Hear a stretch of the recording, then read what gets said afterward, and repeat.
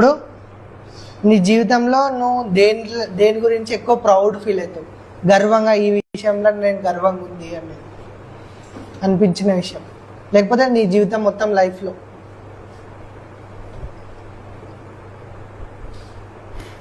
ఇప్పుడు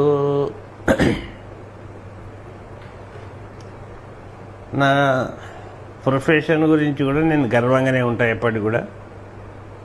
ఇప్పటికి కూడా పిల్లలు గెట్ టుగెదర్ చేసుకుంటే కానీ ఇంకా ఏ చిన్న ఫంక్షన్కైనా కానీ పర్సనల్గా వచ్చి కలిసి చెప్తారు. అదొకటి నా గర్వం కారణం. తర్వాత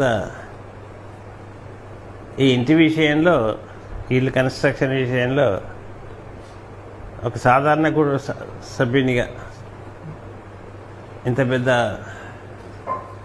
నలుగురు అదే అవుననే రీతిలో ఇల్లు కట్టడం అనేటువంటిది మంచి విషయం. That is very the grace of God అని నమ్ముతా. అంతే, నా గొప్పతనం కాదు, నా తల్లిదండ్రుల యొక్క ఆ భగవంతుని యొక్క గొప్పతనమే అనేది నా యొక్క.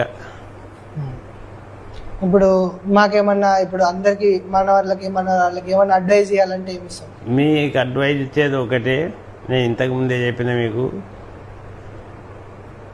ఫోన్లు చూసు 90% అన్న తగ్గించండి. ప్రతి విషయం నేర్చుకోవాలనేటువంటి ఉత్సాహం ఉండాలి. జీవితంలో ఒక లక్ష్యాన్ని ఎన్నుకోవాలి. ఆ లక్ష్య సాధనలో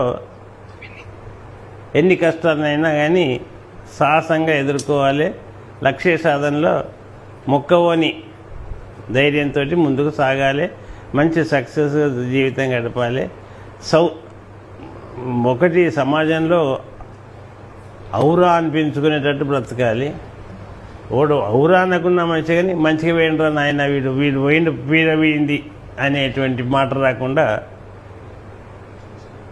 ఒకటి ఉండాలి. అంతే. వాడు మంచోడు అని అనుకున్న మంచి, కానీ వీడు పోయిండు మన జీవితంలో పీడ వేయిందిరా అన్నట్టుగా ఉండొద్దు.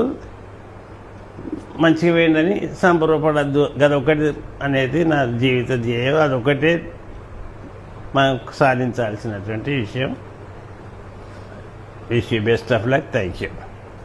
బాయ్. బాయ్. పర్ఫెక్ట్.